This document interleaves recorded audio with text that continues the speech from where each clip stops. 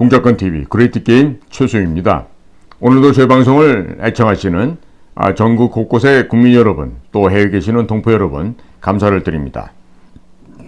제가 오늘 전해드릴 말씀은 6.4 애국포럼, 해병대 전후 애국기동단, 사단법인 밝은미래운동본부에서 5.18 정신을 헌법에 수록하는 것은 절대로 불가하다고 하는 이 공문을 국민 여러분들과 함께 공유하고자 합니다.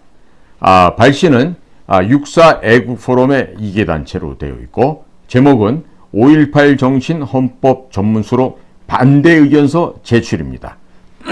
거기에 수록된 보훈부 장관 박정관 앞으로 수신처가 되어 있는데, 이 공문 내용을 제가 한번 국민 여러분들께 알려드리고자 합니다.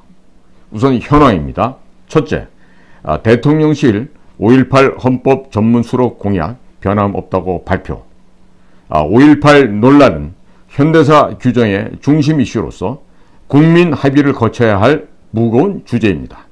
5.18 정신 헌법 전문 수록이 대통령의 대선 공약이 이었다 하더라도 공약대로 확정할 수는 없는 사안이고, 실제로 우파 대통령 선거 공약이라 해서 우파 대통령이 목숨 걸고 지켜야 하는 것도 아니며, 더욱이 우리가 지지하는 대통령의 공약이라 해서 우리가 꼬리를 내릴 사안도 아닙니다. 전체 국민의 동의와 합의 없이 수록한다면 큰 저항을 불러올 수도 있습니다. 2. 5.18은 제주 4.3 폭동과 전개 과정이 유사한 폭동.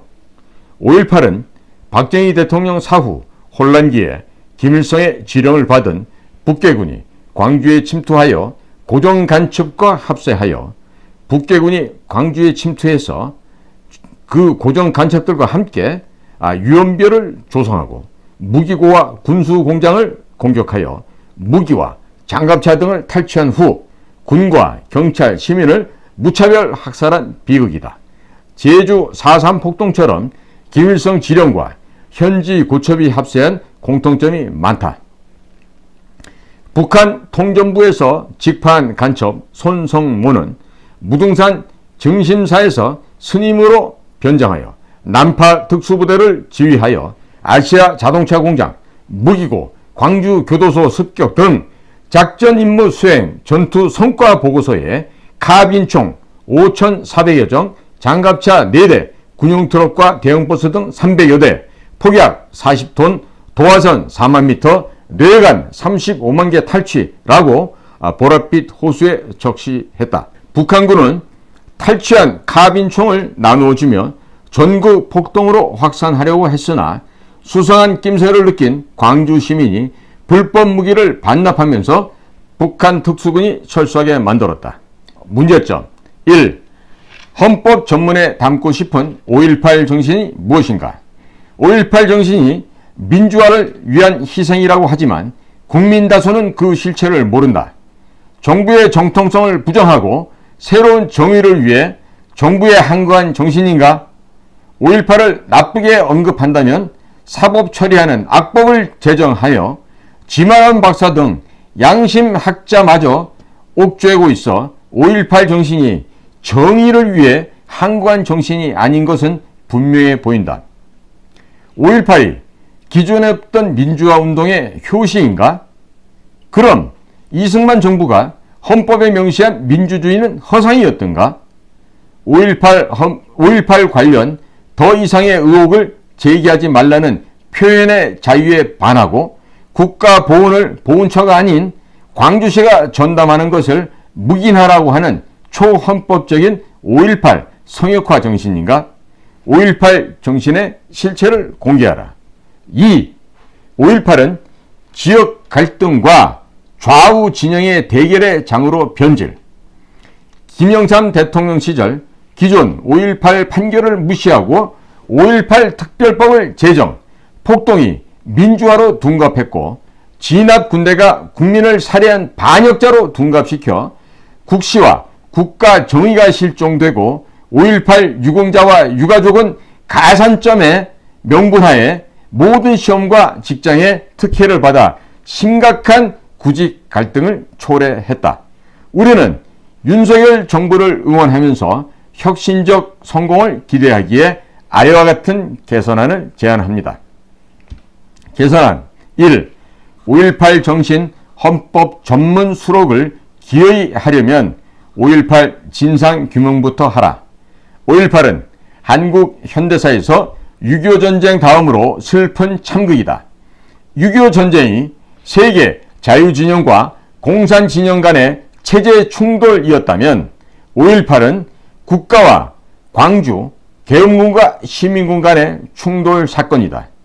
충돌의 당사자들이 아직 살아있는데 헌법 전문에 5.18 정신을 수록한다면 방송국을 불태우고 무기고를 털어 교도소를 공격하고 국군에 항적한 시민군은 헌법 정신으로 승격되고 국가의 명령을 받고 폭동을 진압한 계엄군은 반역자로 추락한다.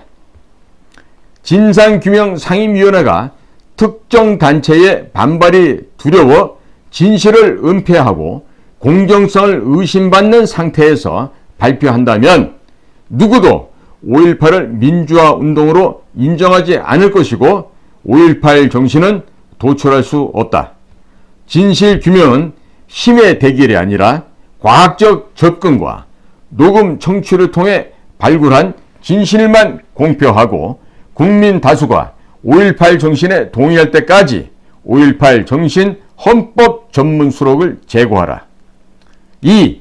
대선 공약을 지키고 진정한 국민 화합을 원한다면 광주시가 관리하는 5.18 유공자 정보를 보훈부로 전부 이관하고 유공자 공적서 공개로 진짜 유공자와 가짜 유공자를 분별, 정리하는 특별 조치를 하라. 3. 국회는 5.18 진상규명 전에 성급하게 발의한 5.18 왜곡 처벌법을 폐기하라. 진상규명 전에는 누구도 5.18에 대해서 자신들의 생각과 제한된 정보만 갖고서 단정해서는 안 된다. 그러나 5.18 왜곡 처벌법은 진실 진단도 하기 전에 처방전을 내린 모순을 범하였고 5.18 관련 표현의 자유와 알 권리를 침해하였다. 국회는 일방적 강권으로 왜곡, 처벌, 법적 근거를 유지할 것이 아니라 대국민 화합 차원에서 5.18 북한군 개입 관련 고소, 고발, 재판을 중지하는 보안법을 발의하라. 보훈부 장관은 갈등을 부추기고 아픔을 재생산하는 5.18 정신 헌법 전문 수록보다는 진실한 진상 규명이 될 수 있도록 중재자 역할을 할 것을 촉구하고 제안합니다. 끝. 2023년 3월 16일 6.4 애국포럼 해병대 전후 애국기동단 사단법인 밝은미래 운동본부.